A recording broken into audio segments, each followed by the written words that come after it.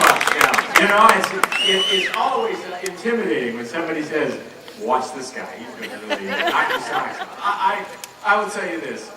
I came from Colorado this evening to support my friend, Russell Pierce. Thank you. Russell Pierce, I'd come across the gates of hell for you, but anytime I can, anytime you ask, I'll be there.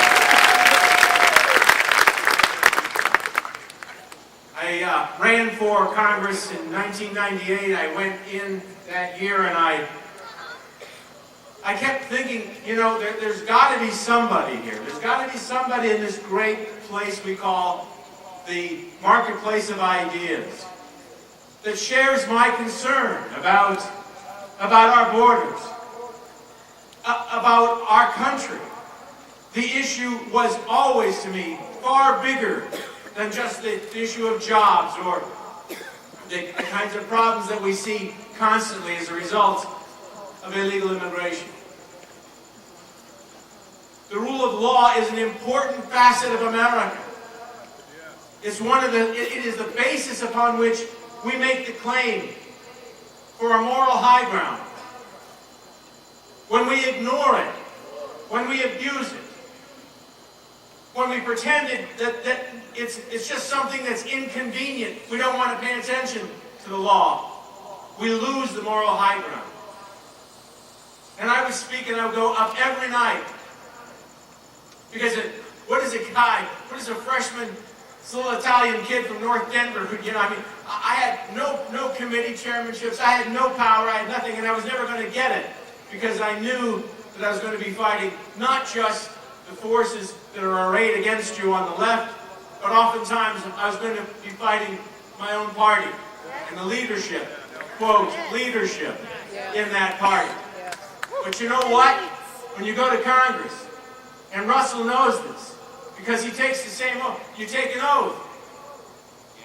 And that oath, it doesn't say a word about the president. It doesn't say a word about the party, does it, Russell? It says you are going to uphold the Constitution of this country. That's the oath you take. And the oath meant more to me, and it means more to Russell Pierce than any other kind of loyalty. And the people that hide today,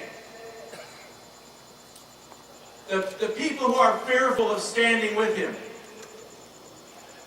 are people that don't deserve your support. And I hope, like those of you, the speakers before talked about, Matt Salmon so articulately put it, I hope that you remember who these people are.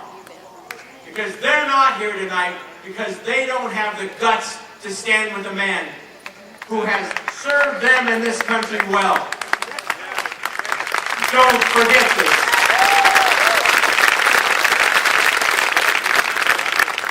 I tell you, Ray Torres, I don't know if you're still here, buddy, but man, talk about a gutsy guy, you know? Be able to stand here because he's going to, the slings and arrows that he will face are serious and numerous. But he had the guts to be here. Russell's got some kids around him there with a lot of great little signs all over him. You know, these are his grandchildren. And what's this all about? If we're not working for them, for our own grandchildren, for the grandchildren of millions of people throughout this country, because this battle that we are in, it is not just a battle. This is a battle, but it's part of a huge war. It is a war for the very soul of America.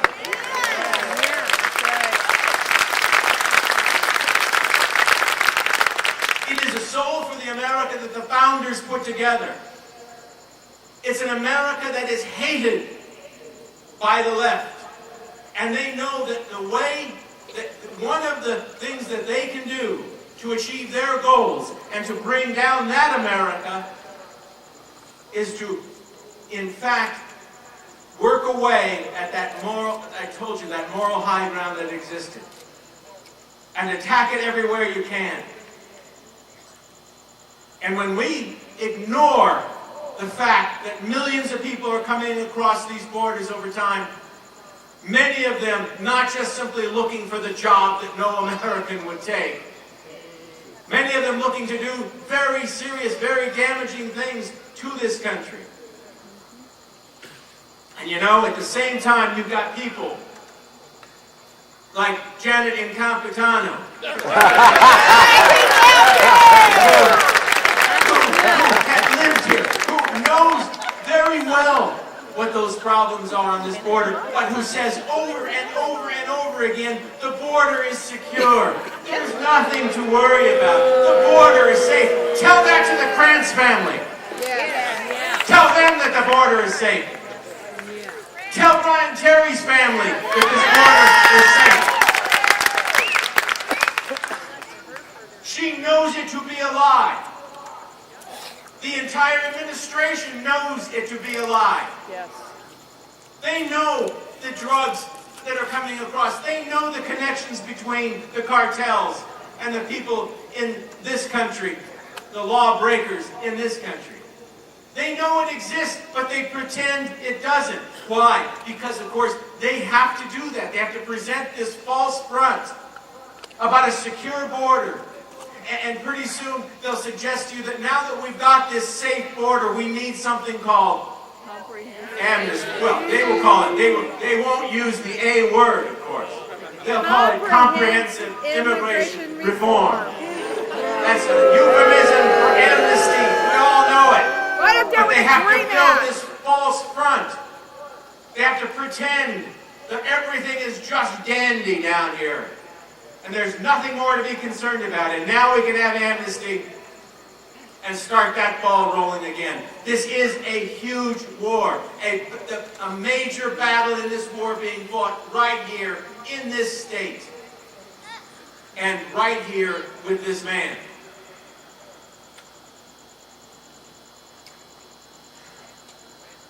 It is the reason I have spent a good part of my political career and public life in pursuit of a goal. This goal is of an America made up of people of every color, every background, who have one thing in common when they come here, or when they were born here for that matter, and that is this: that they want to be an American. And that they will cut the ties that bound them to the country of origin, just like our grandparents did when they came. There was nothing more important to my grandparents than the desire to become an American in every single way, and that, of course, meant, among other things, learning the English language. My parents are first-generation Italians. They could not speak 5 words of Italian. Why? And I wish they could. I wish I were bilingual. I wish I could, I have a hard enough time with the one language that I'm supposed to know. But the reality is that I wish I were able to do that.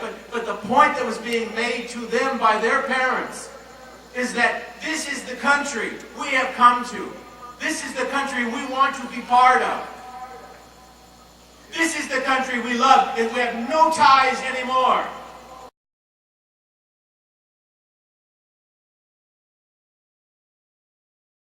That's his name. I still remember. I still have it on my BlackBerry because he still emails me. Sufi Shire picked me up. We're driving down the street, and he starts to say to some friends, hey, he's got 2 guys in the car with him. These are Muslims.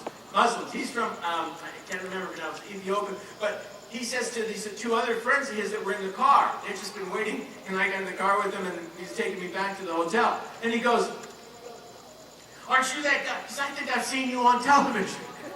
And I said, well, it's possible, And he says, oh yeah, you got into a big fight with, and he was concerned. He says, I think it was with Senator McCain. I said, yeah, that's me.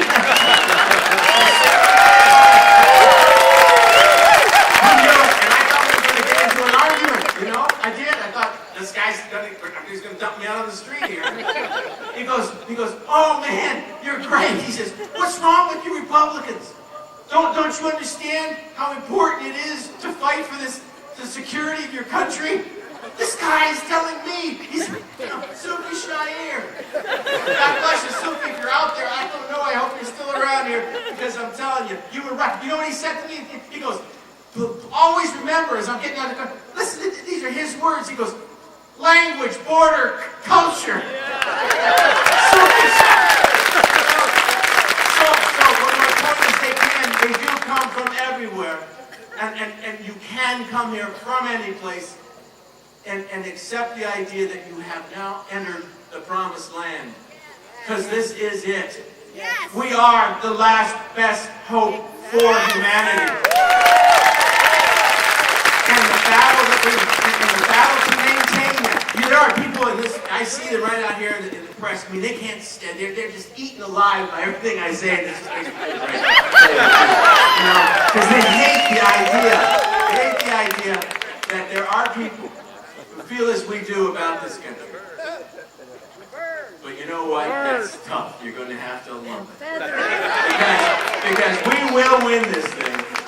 Whether we have to fight the squishes in your own party, Russell, whether you have to fight all the arrayed enemies on the left, you have to fight with the press.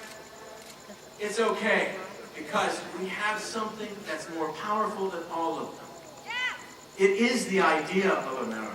That's what we do fight for. It's not just one seat here in this state. It is a much bigger picture.